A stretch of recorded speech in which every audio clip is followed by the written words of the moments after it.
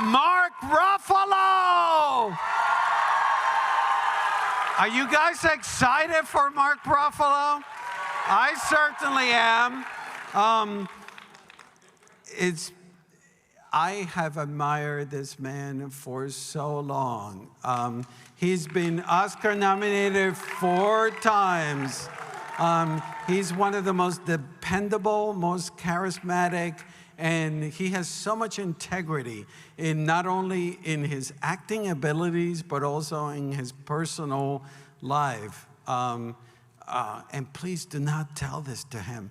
I think he's so good looking. Please don't tell him that. I have a major crush on Mark Ruffalo. But he is amazing, and I'm so happy that he's here with us tonight. And to moderate this evening, please give a warm welcome to Ann Thompson. She's been with the festival for 15 years. She is the editor-at-large for IndieWire and the most remarkable human being besides Mark Ruffalo. Please give a warm welcome to Ann Thompson. Thank you, Roger. I love this festival. It's always warm and welcoming, and I wish I had more time to go out and see some of the movies that people keep buzzing about. There's a lot of good stuff here. And I want to thank Mike McGee, who does all the clips for these shows. He puts a lot of care into it, and we agreed on everything that you're going to see tonight. So Mark Ruffalo, like he said, he's one of my favorite actors of all time, and he's with us. We're going to talk. He's charismatic. He's an incredible leading man and character actor both. He can do anything, basically. The range that he has is unbelievable. It goes back to You Can Count on Me, the big breakout role in 2000. And then this great pivot that occurred in 2012 when he became Bruce Banner, the Hulk, you know, and he's made like 8 features and 2 television shows starring as the Hulk and for Marvel. And then through the decades, he has always embraced independent films and movies with humanist social messages. And he's worked hard as a producer to get them made. It's important to him. From Dark Water to Infinity Polar Bear. And he actively supports, as you all know, liberal political causes. He does not shut up. And he's on Twitter. He's really active. He's fun to read on Twitter, or X, or whatever you want to call it. And he's been recognized by the Academy, as Roger said, supporting actor nominations for his muckraking reporter in Tom McCarthy's Spotlight in 2016, a competitive U.S. Olympic wrestling champion in Bennett Miller's Cannes Prize-winning Foxcatcher in 2015, the charming biological father of a lesbian couple's 2 kids in Lisa Cholodenko's The Kids Are All Right. And I've been having fun going back and looking through all these movies. They're amazing. He really has picked well over time, better than most. He also took home Emmys for his heartbreaking work in television's The Normal Heart in 2014, and he played memorably identical twins in I Know This Much Is True in 2020. And this is his 4th Oscar nomination for this delicious turn in one of the best movies of the year, Yorgos Lanthimos' Poor Things. It has earned 11 Oscar nominations, including Best Picture, Director, Actress, Adapted Screenplay, and a slew of craft nods. And Ruffalo just revealed this sort of unexpected slapstick buffoon as the rake Duncan Wedderburn, who gives Emma Stone's innocent Bella Baxter a sexual education during their grand European tour. This Searchlight box office smash has been wowing critics and audiences alike on the international festival circuit ever since it won the Golden Lion in Venice. So let's take a look at Ruffalo's remarkable body of work.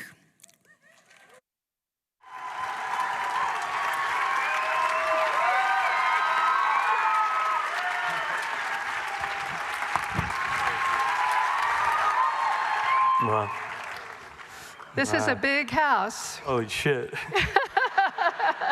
There's like 2,000 people in here.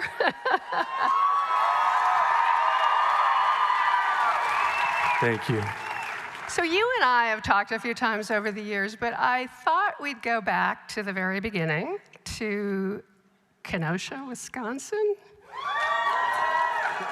And your mother cut hair, and you moved to Virginia Beach with your construction painter father. Is that all right? That's the truth. And were they supportive of your artistic leanings? Yeah, they were very supportive, even though they were probably very frightened. They were very supportive of me, especially my mom and dad, Frank and Marie Ruffalo. My other family, my more extended family, was not. They told me, "You're crazy. No one ever makes it in that business." And yeah, but my mom and dad really came through, were really beautiful. So you moved to San Diego, and you just recently had you were on the Hollywood Walk of Fame. You got a star. And did that feel good? That felt really good. It felt way better than I had ever imagined it feeling. I ended up on Hollywood Boulevard literally in 1986 when I was 18 years old to start the Stella Adler Conservatory. Well, it's a Stella Adler Acting Academy now, but I was there for about 7 years when Hollywood Boulevard, maybe some of you remember, was pretty much a war zone. It was, it was the height of the AIDS epidemic. It was just after they cleared out any kind of hospitals for mentally ill people. It was the crack years. It was a really tough place. And so just to be there, and I was so broke I couldn't pay attention. And walking up and down that boulevard thousands of times over the years, saying each person's name, Marlon Brando, Kermit the Frog. It was in me, but it was so far away from anything that I'd ever imagined happening. I mean, I would have just been happy just to, just pay my way, my rent, being an actor. How did you support yourself? I did everything. I painted houses. I did landscape work. I was a telemarketer. That was fun. I literally didn't sell one thing. I actually called my uncle. I was like, "Can you please buy a gross of line printer ribbons, please? It's $200, please." And I was a busboy, I was a waiter, I was a bar back, and pretty much I rounded out my career with an illustrious bartending career for 8 years. One of my favorite stories on Graham Norton is your bartending story. I'm not going to make you tell it now. It's okay. But you have dined on some of your bartending stories over the years.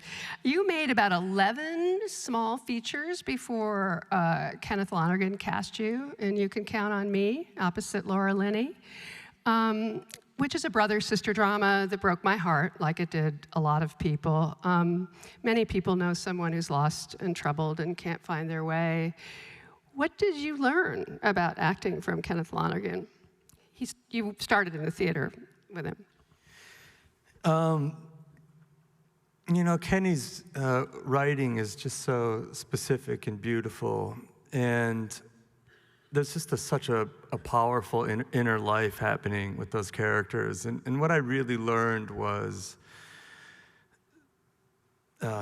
just to be present and to sort of act moment to moment, and to let yourself sort of fill out the dialogue that you're saying, you know, let it really like go through the process of thinking it and feeling it and letting it come out. He's such a beautiful writer that it's very easy to do that process with his words.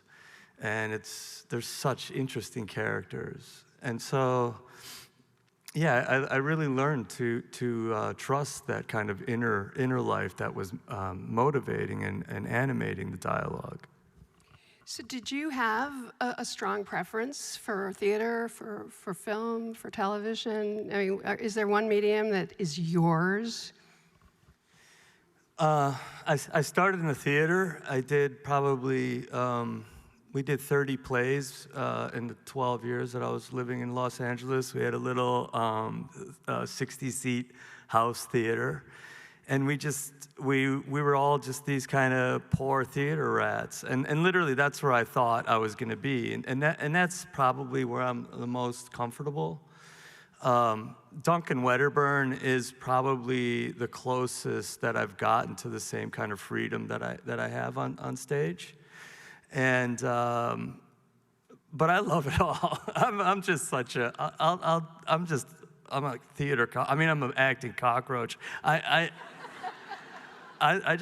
love it all. I love acting. So how did You Can Count on Me affect your career? You know, what was the big change from that? Well, I was in LA. I was doing all these little theater pieces, and in Los Angeles, if you put LA theater on your credits, they literally throw your resume in the trash. That's how much respect they had for LA theater. And so I was just grinding it out. And I was trying to get all the casting directors to come to these little plays, and they never came. And build it and they will not come is what I learned. And so I did You Can Count on Me. Well, first I did This Is Our Youth, which was a play that took me to Broadway, off-Broadway. And that was just a huge hit. It was like just a runaway hit. That was Lonergan. That was Ken and Lonergan. And that really opened up a lot of doors, but when I did You Can Count on Me, it just, everything kind of exploded for me at that moment. And you have this, if you're lucky, like I am, you get this moment where you have a role that so speaks to you and is at a particular time in your life, and you understand it so deeply, and the world responds to it in the same kind of animated way and loving way, and that I was lucky to have that. You were like 33. Yeah. Well, let's look at a clip from You Can Count on Me, Okay. and from David Fincher's serial killer thriller, Zodiac.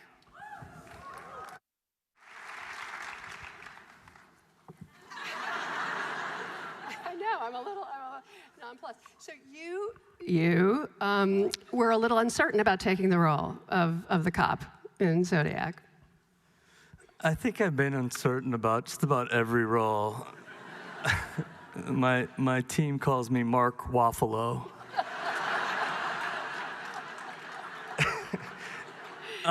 So Fincher talked you into it.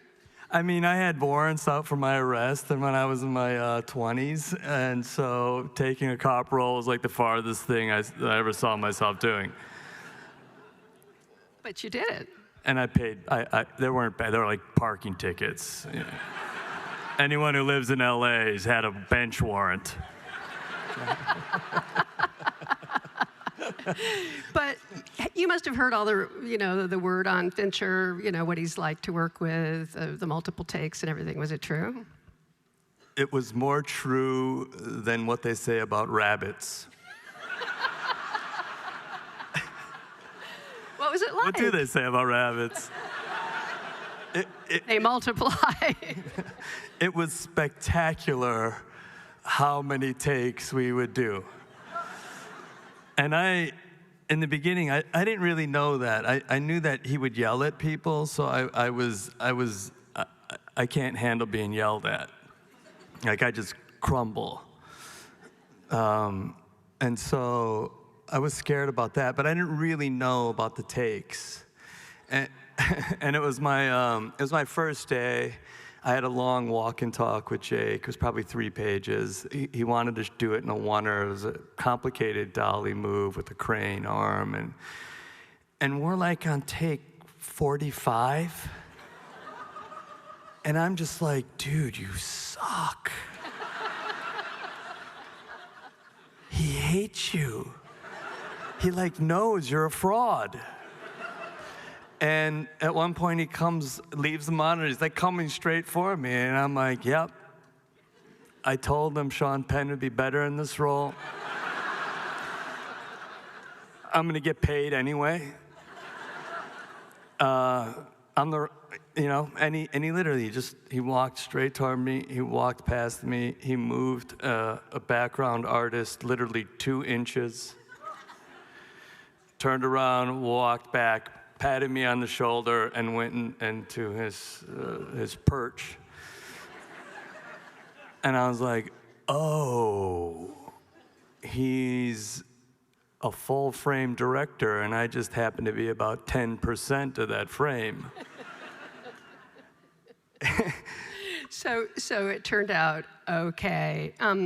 So around 2002, you were diagnosed with a brain tumor. That was fun. So this is like nestled behind your ear. It was benign? It was benign. But you had to get it out. I had to get it out. And your wife was pregnant. Sunrise was pregnant with my son, Keen, who's here.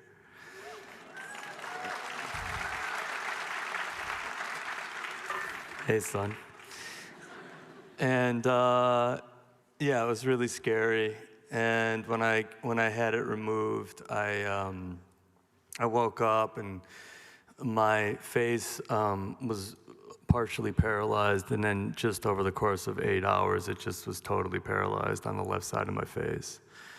And I mean, I couldn't even move close my eye, and I was talking like this, and I was like, oh no. Who is going to hire a paralyzed actor with a paralyzed face, especially when he can't even close his eye? And yeah, that was a really hard time, and the recovery was really hard, and that was a really hard time. And I just had the most amazing partner, Sunrise.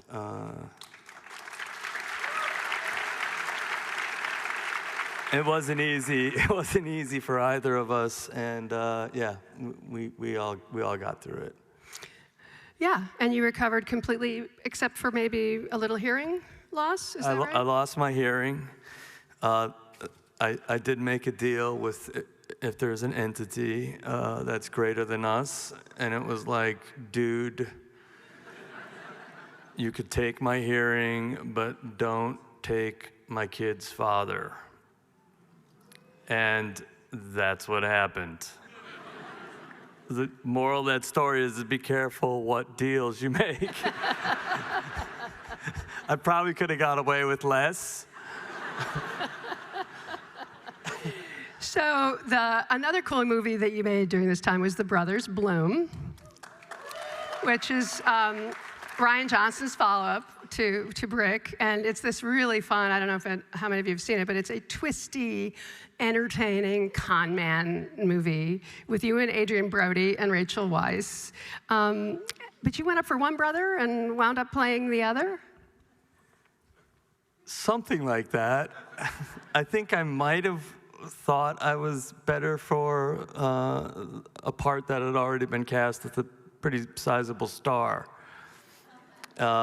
Adrian Brody. And yeah, he's like, well, I really want you for this. And I said, I don't know if I could do that. And he said, I think you can. And that seems to be a theme in my career. So you guys were running around the streets of Romania, Serbia, Greece, Montenegro. You were in Prague. How much fun was that? It was the best. It was, we were there for months. I'd never really traveled the world in that way. And we were like this gypsy, no, not gypsy, you can't say that anymore. We were like this little Roma circle, just traveling Eastern Europe. And it was so low budget, and we were, it was just such a beautiful time. And we were making this great movie with a great director, and it was so fun. And the costumes were great, and the dialogue was great. So he's a great writer, but were you improvising as well? Not really. He doesn't like you to improvise. The trick of acting is to make everything seem like you're improvising. So that was what we were trying to do. I mean, sometimes I'd sort of go afield a little bit, but he was always like, I think it's better if I think it's better like this. So I was just curious, what other sets can you remember just having the absolute best time? Poor Things. You know, honestly, like I said, I love to act. And even when it's bad, I'm still having a great time. There's certain things that are just really fun to play, that are just inherently fun. The Kids Are All Right, that was a blast. You were really, you'll see the clips coming up. In fact, we'll do it right now. We're gonna look at the Brothers Bloom and The Kids Are All Right, and you'll see why I might say that he's sexy in this one. I like that.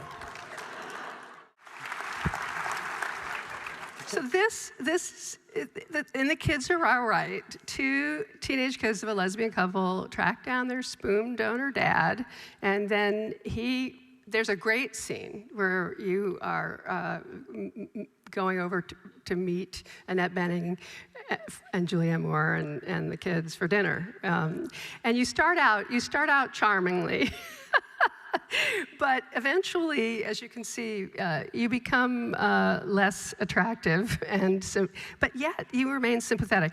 This seems to be your superpower, that you can play these characters and still have us like you. How do you do this? I don't know.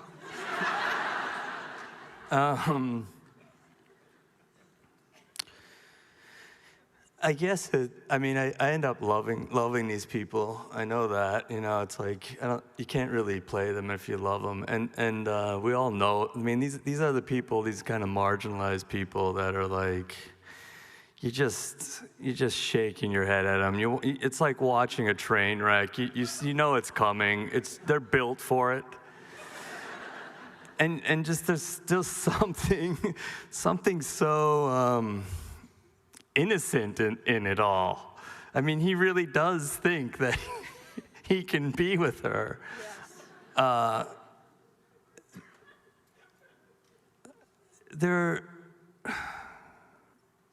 Maybe, I don't know what it is. Maybe you could tell me. He's the bumbling straight man. Yeah, he's the bumbling straight man. That's what it is. But you're vulnerable. They're children. They're man-child people. You know, like they're just doing the most idiotic, childish things, and somehow you're like, what an idiot. But he's kind of cute. Exactly. So when did you move your family to upstate New York, and do you still live there and do the sustainable thing? You know, we were lucky enough, Sonny and I, to get that place just before the brain tumor. And you know, it's this beautiful, it was out 2.5 hours outside of New York in kind of rural part of New York. And we've had it now for 22 years. And it was a place where we would always go to, you know, when I was done with the job with the kids. And then we moved to LA, and I was doing everything here. And my brother passed away in 2008. And Los Angeles just became a very kind of haunted place. And we were like, hey, let's take the kids. Let's give them a life in the country. They could run around naked. They could, you know, find toads and frogs and snakes and, you know, swim in the creek or the pond and, you know, have a normal life outside of Hollywood. I mean, I think I kind of remember one of his friends telling another friend, my father's movie grossed $100 million this weekend, and he was 7. And I thought, I don't know if this is where where we want to raise kids. So we went upstate, and that was around 2008. So one of my favorite stories, and I'm sorry if you've told it too many times, but I love it, it's when you got the part of the Hulk, when you got it. I was in Hall H at Comic-Con that year, where everyone was expecting to see Ed Norton on the stage with all the other superheroes. What happened? My dear friend, Robert Downey Jr., was, yep, he's amazing. He was introducing me. He told me that I should play the Hulk, and it was going to be a big surprise for everybody.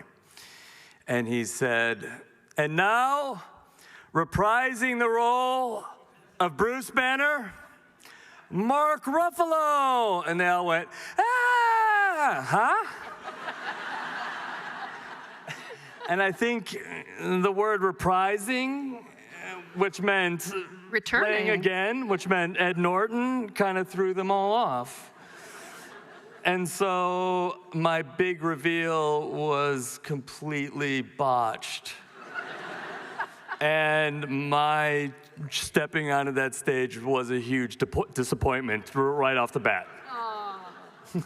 But I remember you, like, waiting up in your house in... Oh, yeah, that part? Yeah. Yeah, so my lawyers... I feel like Graham Norton now. I mean, you're going to give me the story. I'm going to give you the story. I was told by my lawyer who's here tonight, Keith Clevin, listen, go to bed, have a bag packed, look out the window at 3 a.m. If there's a car waiting for you, we made the deal. If not, go back to bed. That was the part I wanted. So the car was there. And the car was there. So Mike, I'm curious how it has been, you know, how has this changed your life? You know, it was a big play, and you played the part like 10 times. A lot. Is it a good thing? Is it limiting? Oh, it's amazing. I mean, it's been just amazing. It's been a huge, yeah, it's amazing. Just a huge blessing and a gift, and, you know, made so much more possible. It just opened up just an enormous amount of possibilities, but just also, you know, figuring that out, figuring that technology out, and being kind of a pioneer in that technology, and getting to span this whole kind of crazy arc that Bruce Banner and the Hulk make over all of these films over the course of 12 years. And just getting to, you know, develop this character and having the long period of time to do it. And it paid really well, which can't be discounted. But, you know, I've tried to never, ever take anything just for money. I think I've done a good job. And I didn't take that just for money either. And there was something about that character. Yeah, I mean, it's this duality that keeps coming up in my work. You know, it's like these two totally different people in one. And getting to explore that, and then coming into, what happens to him as he integrates over the course of time. And that's just been kind of my journey as well. I was a scrappy, angry, young man. I know what that is. And at the same time, I had just a gentle, sweet, sensitive side. And over time, I hope I've integrated at Sunrise. But I've gotten to say a lot in that work. A lot of personal things, oddly enough, in a superhero movie. Do you get involved in the scripts? Yeah, I mean, Kevin, what would you like to do? And he said, what would you do if you had a standalone Hulk movie? And I said, well, I'd like to take him from this raging maniac to kind of this integrated character. And he's like, okay, we'll do that over the course of 4 movies. We'll never give you a standalone Hulk. Let's just get that. Is that real? Is that true? Don't mean to burst your bubble, but that's just not gonna. I don't mean to burst your bubble either, but I don't mean to burst anyone's bubble, but that's not happening. So we'll do it over 4 movies. How's that sound? Is that still true? As far as I know. I mean, I could talk more about it, but I've been told not to.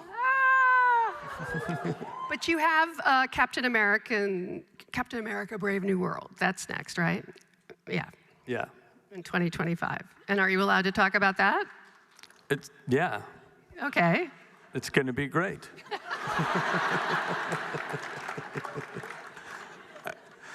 All right.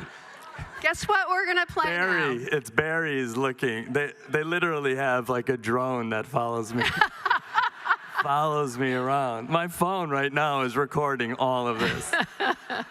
We've got clips to show you from the Avengers. Okay.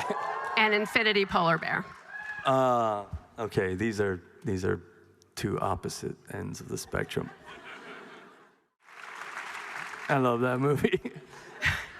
So Infinity Polar Bear is an example of a movie that is just heartbreaking. You really went for a very deep, dark, painful story.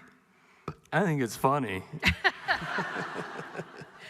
And this is an example of one of the movies that you produced as well, right? Yeah. So was it hard? No, because Maya Forbes and Wally Wolodarski, the writers, and Maya Forbes directed it. They were just so great, and the script was so great, and the partnership was so great that was not difficult to produce. It was more difficult to act. Yeah. So what kind of research did you do into this kind of manic depressive behavior? Well, that's basically me.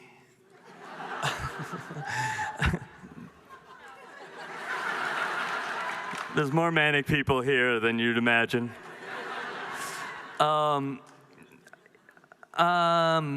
Yeah. Maya's father, this is her story. Based on her. Yeah, Maya Forbes, who directed and co-wrote it. It's her story. And so she told me a lot of the stories about Cam. She also gave me a bunch of video of him, some of it in full-blown manic episodes. And I had so many pictures, I had so many recordings that really became the basis of Cam. I've been very lucky to have some parts that I've played that were real people, and that I've gotten to know them, and I've gotten to understand them, and I've been honored to bring them to life on film.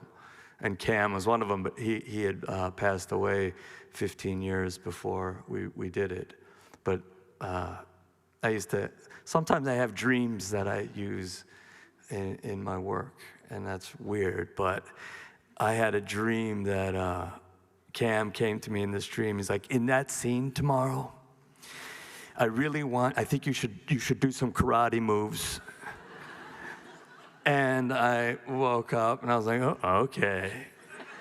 I'm like, that's not a bad idea. And so the next day I was in the middle of the scene, I did some karate moves, and Maya's mom was on set, and she said to Maya, "Oh my God, that's exactly what Cam would do." Wow. Yeah. Wow. But the other thing you pushed into existence, as I understand it, was the normal heart. That was hard too. That took a long time. Yeah, I mean, yeah, that's a beautiful movie. That was with Larry Kramer. Larry Kramer, the famous AIDS activist who began Start Up and Act Up, and basically began outing closeted, powerful gay men. And he was radical, but he believed that the world needed to see how many gay people lived amongst us in order to save their lives from AIDS. And I had the honor of spending quite a bit of time with him. And he opened his heart to me. And really, that performance is real, an homage to him and his life work. But that was one of those, and I was very close to him up to the moment he passed away. And that was just a huge gift. So there's a gift of you guys. There's a gift of, being able to do what I love to do.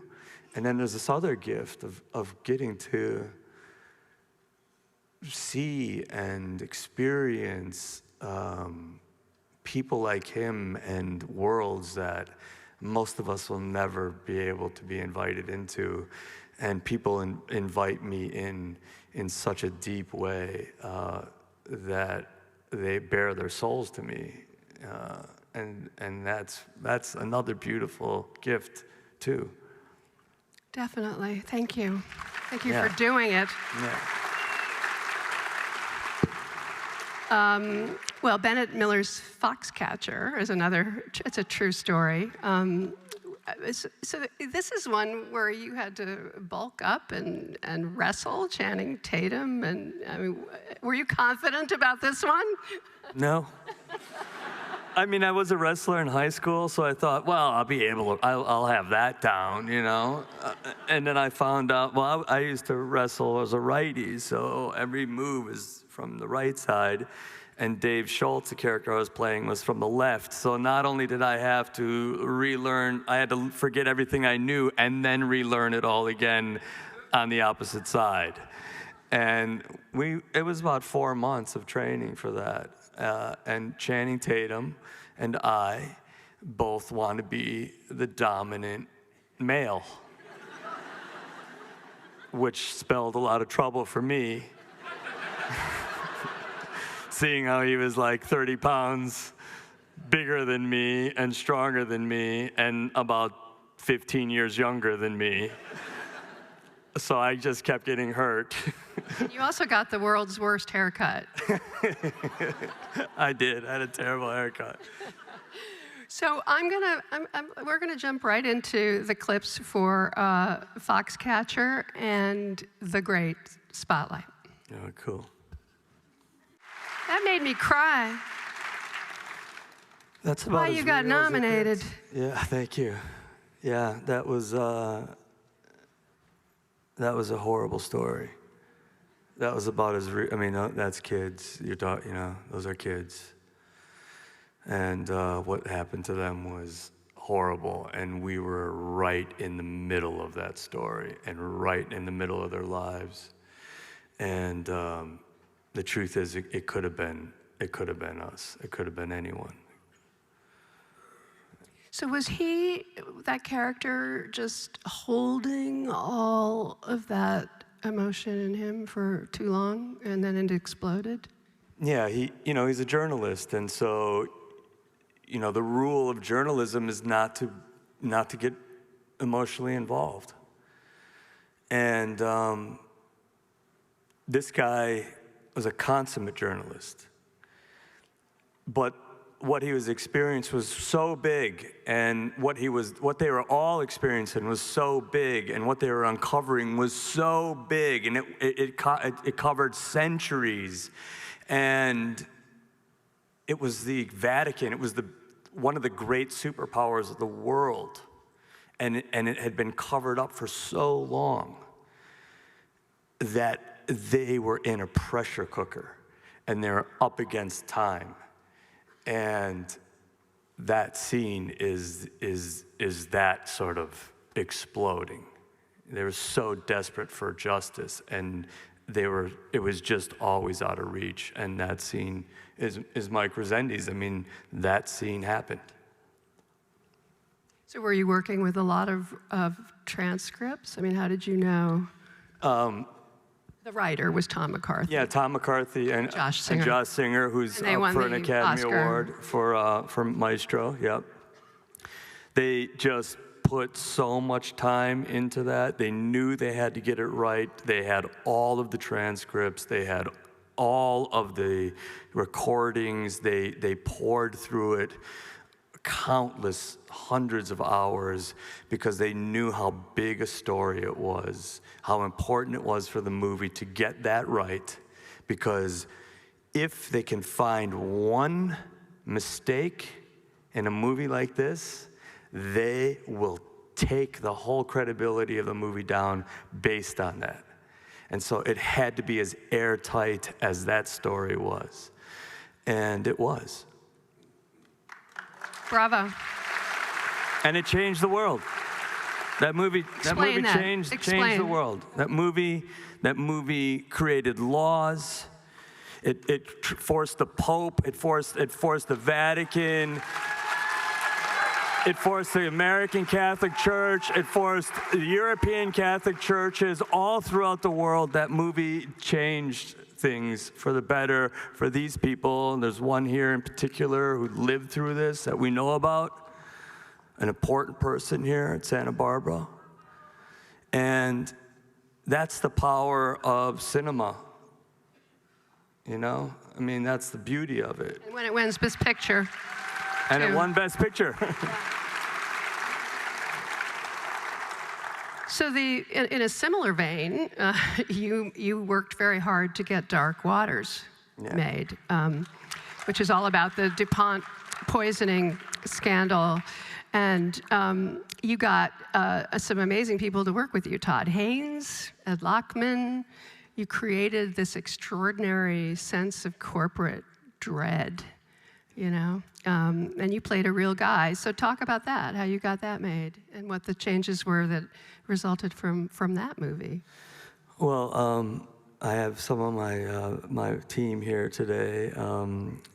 Scott Wexler, Aline Riley, Aline Kashishin, Shani Rosenzweig, and Billy.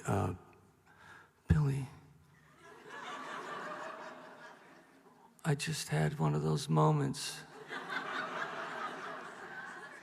Lazarus.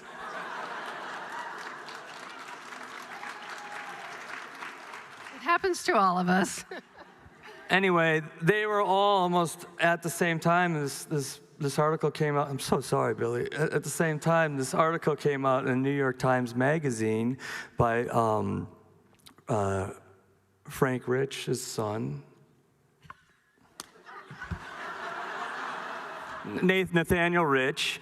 And it was the story of Rob Bilott, and it was the title of it was DuPont's Worst Nightmare, and it was a story of the lawyer Rob Bilott, who had for decades been uncovering the nightmare poisoning of the world with forever chemicals, and no one would listen to him. And it's the most beautiful, harrowing journey of this guy who had everything against him. He was working for a corporate law firm that would protect people like DuPont. And it was only through a childhood friend who came to him and said, "My animals are being poisoned, I need your help." That call from the most innocent time of his life made him turn against the very people who he had spent his life defending.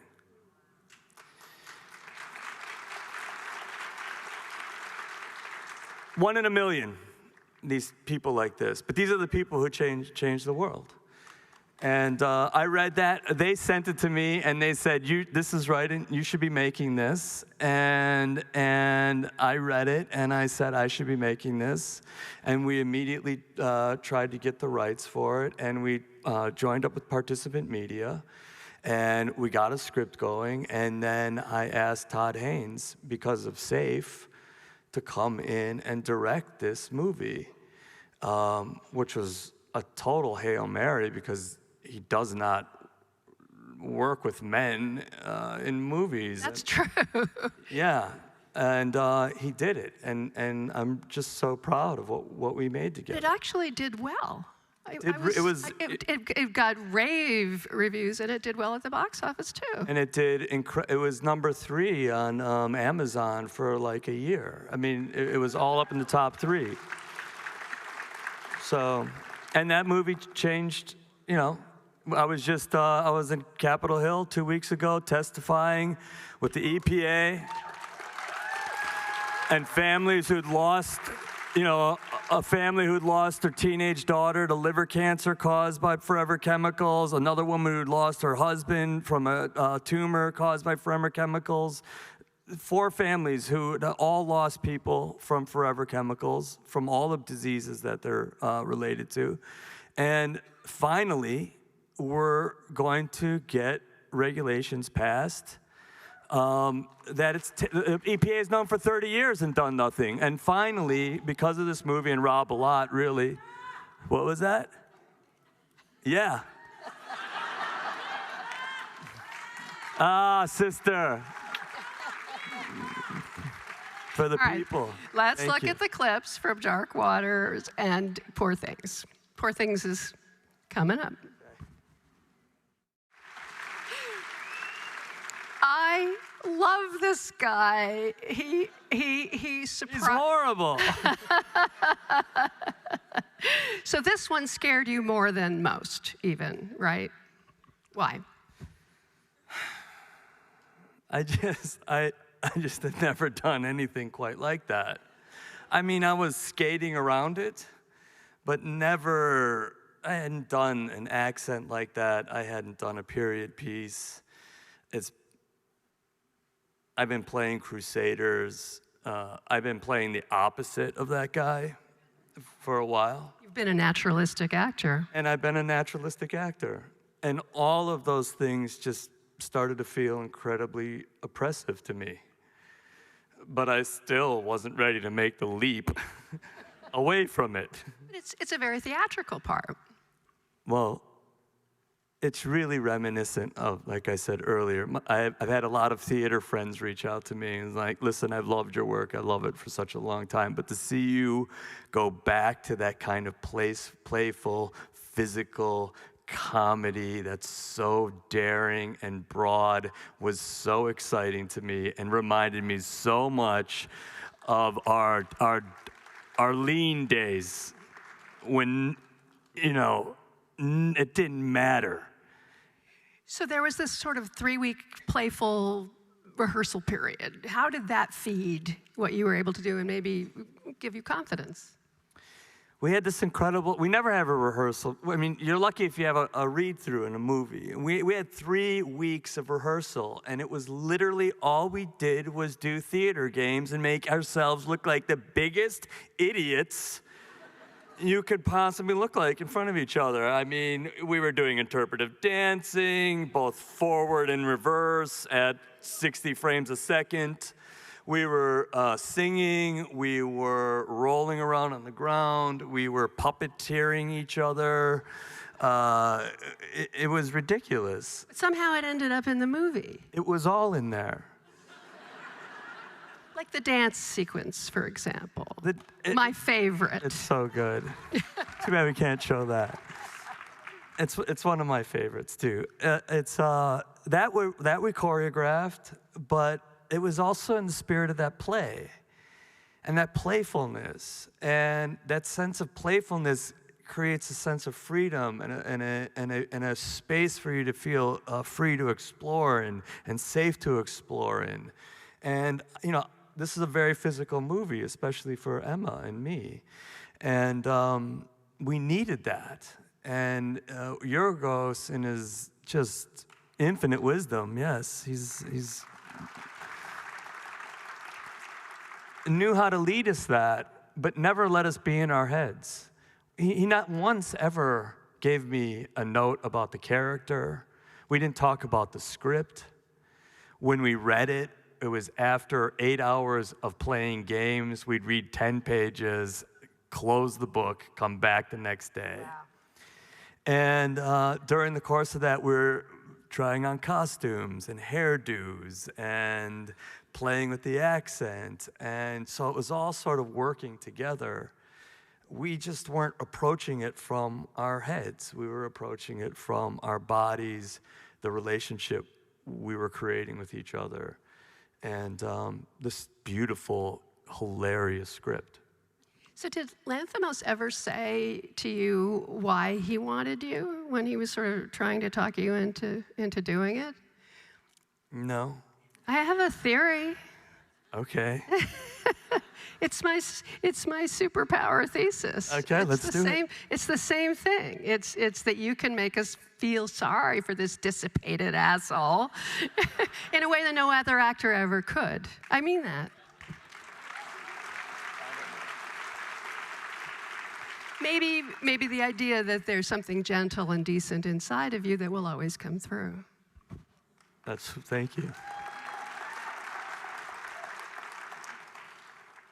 You know, he's so broken. He's such another child, and he's such a narcissist, you know.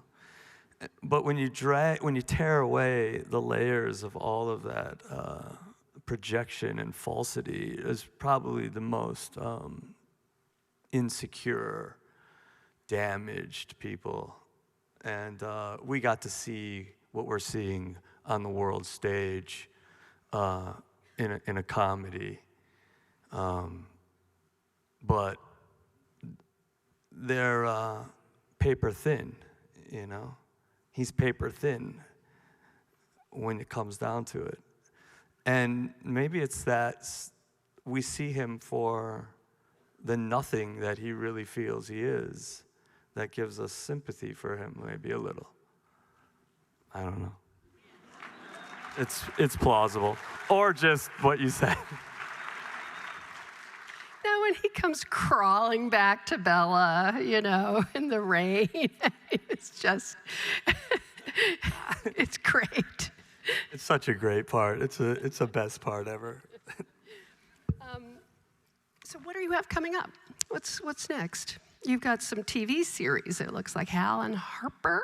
Oh yeah, I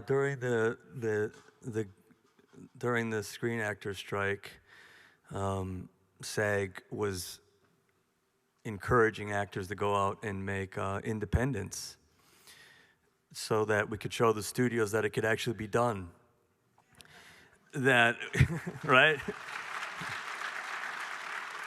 That we could make something and still honor the actors and honor this new contract that the actors were asking for, and it wasn't going to stop us from working.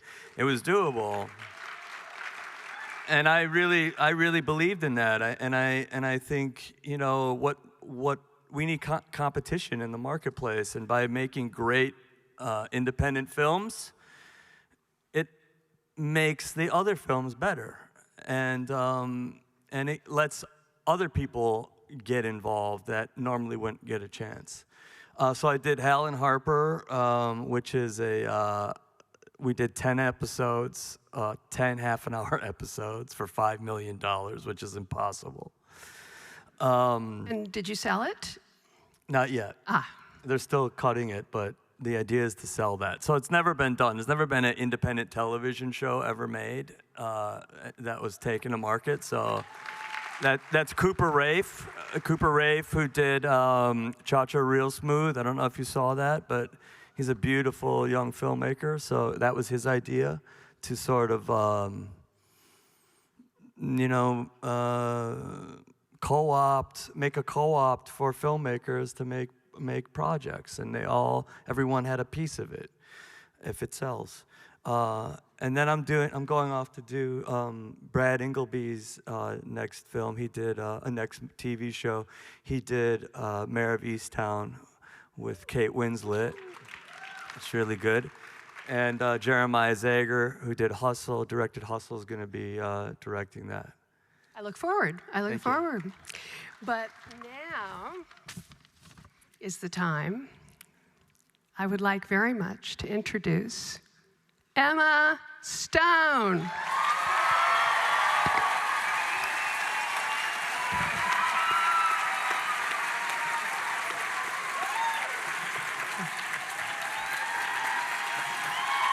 God. Thank you. Hello. I am so thrilled to be here tonight to present Mark Ruffalo with the American Riviera Award, because I get to tell you all about how wonderful he is, and he cannot do anything to stop me.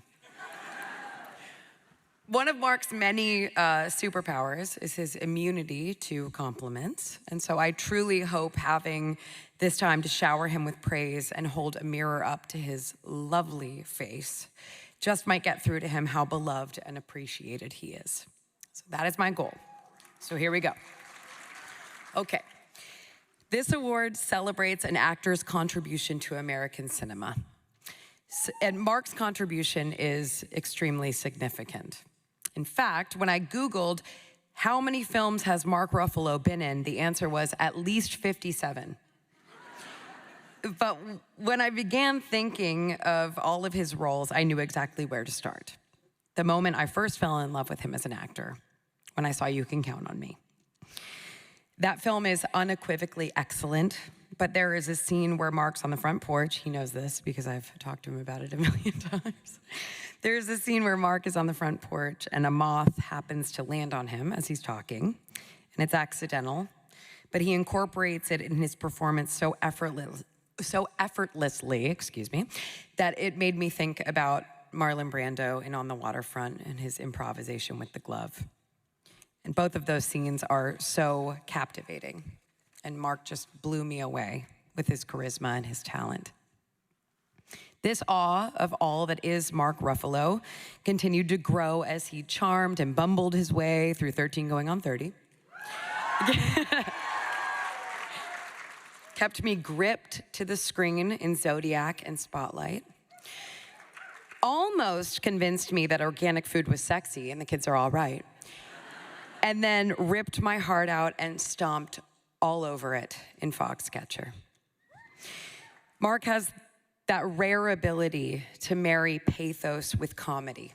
And I knew I would do anything to be in the presence of this man and work with him. And thankfully, when Poor Things came to life, I got my chance.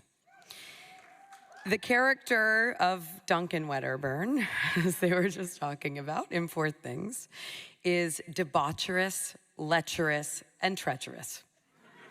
And watching him play this character was honestly the most fun I have ever had on set. In becoming Duncan, Mark got to be awful. He got to swear and philander and let his freak flag fly. And yet, he also somehow imbued Duncan with a sparkle of loveability. All right, sorry. With a sparkle of lovability that Duncan quite honestly did not deserve. Duncan is an archetype of a narcissist. And somehow Mark made him adorable, as only he could. This character could not be more opposite from this man. But Mark, being so different from Duncan, is what made him the perfect Duncan. In addition to watching him get to do all these terrible things, I got to watch him struggle with it in real time. Truly, before a take, he would be stewing in self-doubt, like, I can't do this, oh my God, what the hell am I even doing here? Like, what's happening? And then they would say, rolling, and he's just off. He's doing it, and he's committing to it all with no barriers or boundaries, just totally free. Realizing that Mark is impossibly hard on himself made me appreciate the depth and the breadth of his work in a new way. Mark doesn't entirely believe he can do what he's about to do, but he does it anyway. Mark doing what he does on screen is a kind of act of bravery. And it's just as incredible to witness and collaborate with as I had hoped. And getting to know Mark as a human being was also as wonderful as I had hoped. Mark is an open heart of a person, and his James Dean exterior, forgive me, houses a bottomless well of empathy. I've never heard him say a genuinely unkind word about anyone. In fact, he sort of personifies that old adage that for every finger you point, there are 3 pointing back at you. He really zeroes in on those 3. He believes in the goodness of people. He's thoughtful, and his gentleness is remarkably much more powerful than any other overtly alpha tendency. His strength and his convictions about the world and the souls in it are deeply inspiring. So I am so grateful for moments like this where we all get to applaud and celebrate a truly wonderful talent and person. It should come as no surprise to you that Mark thinks he's a terrible dancer. But as someone who has had a few excellent dance partners, Mark, let me tell you that I would dance with you any chance I get.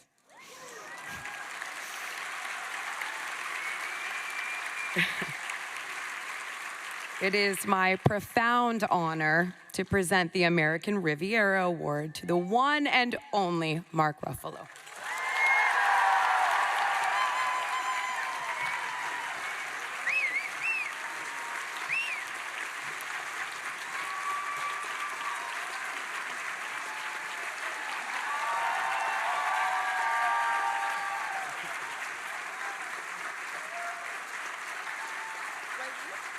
That's cool. It's cool.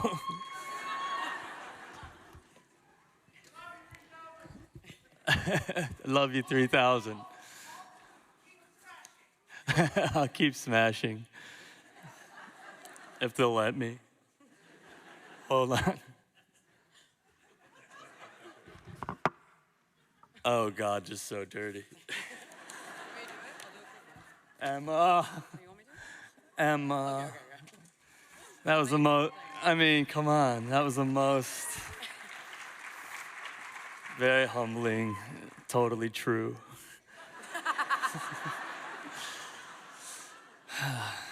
I think I'm gonna get over it. It just never happens. Thank you, Anne. That was really beautiful. Thank you. Thank you, Roger Durling. This is what a cool. Thank you, Santa Barbara Film Festival. Thank you, Searchlight Pictures. David Greenbaum, I think you're here somewhere.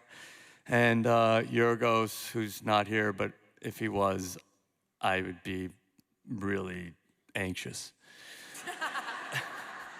Thank you, Emma. So my native friends have asked me to do a land acknowledgement to honor their part in America.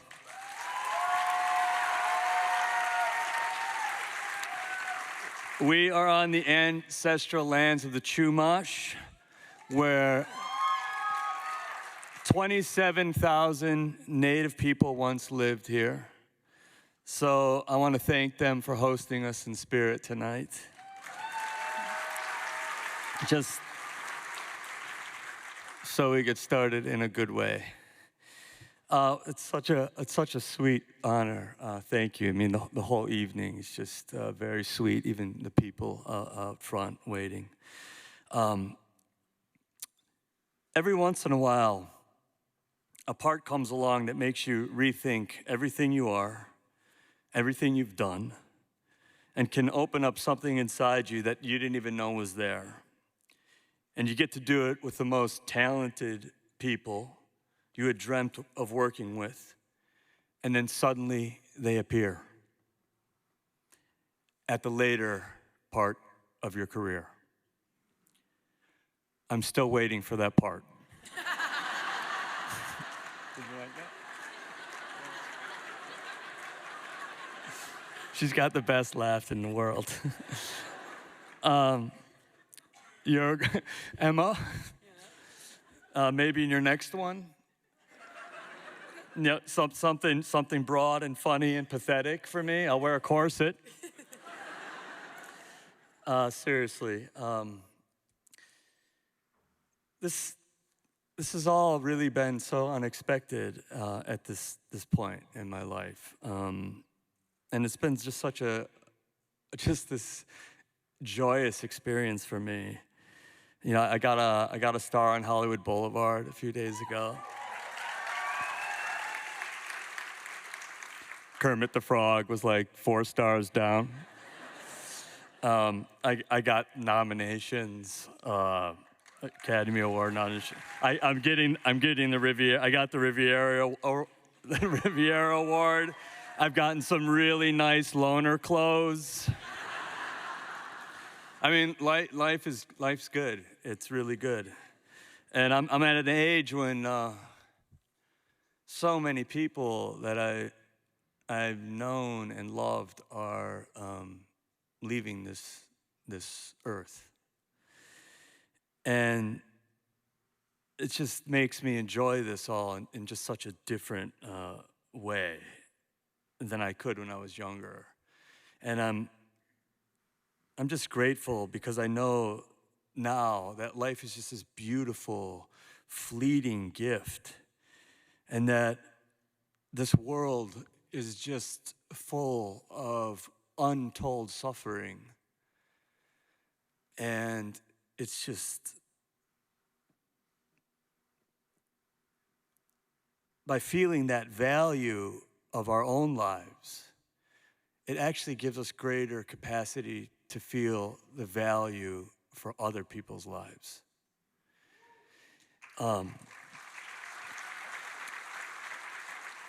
I mean, it's goddamn hard to be a human being, you know? It is. It's just hard. And so we're here to, you know, we're here to value, we're here to value each other and value life and to love. And we're here to celebrate the love that we universally share and the chance to tell the stories that excite in us our common humanity and vulnerability. Tonight, there's 1.9 million people on the border of Egypt who are so afraid for their lives right now. And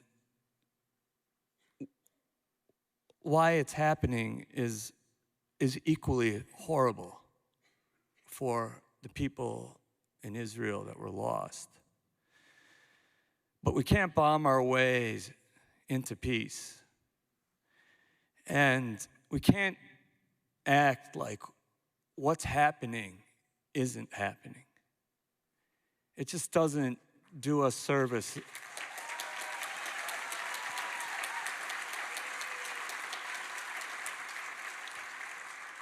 And it's a scary time, and I just want to state that because so few people are right now.